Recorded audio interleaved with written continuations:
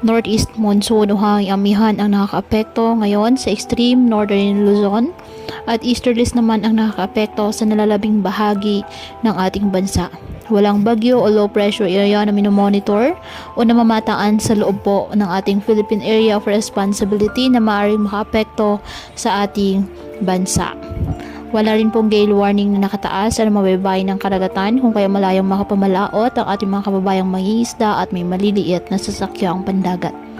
Ngayong araw dahil po sa easterlies, ang Northern Mindanao, Caraga at Davao Region, asahan na maulap na kalangitan na may kalat-kalat na pag-ulan at thunderstorms.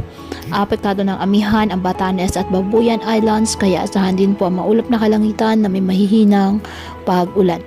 Ang Ilocos Region, Cordillera Administrative Region at nalalabing bahagi ng Cagayan Valley, bahagyang maulap hanggang sa maulap na kalangitan with isolated light rains dahil pa rin po sa amihan.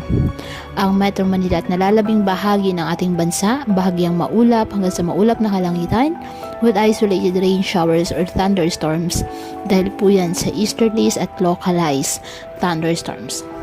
Kaya patuloy po natin na pag-iingat pa din ang ating mga kababayan sa pantapat po ng mga pagbaha at pagguho ng lupa at ugalin po na magdala palagi ng payong o kahit anong panangga sa ulan o di kaya na may sa init ng araw kapag lalabas ng ating mga tahanan. At yan po muna ang update sa lagay ng panahon ngayong araw. Muli patuloy po tayo na mag-ingat at palaging tandaan, God loves you. Stay safe and God bless.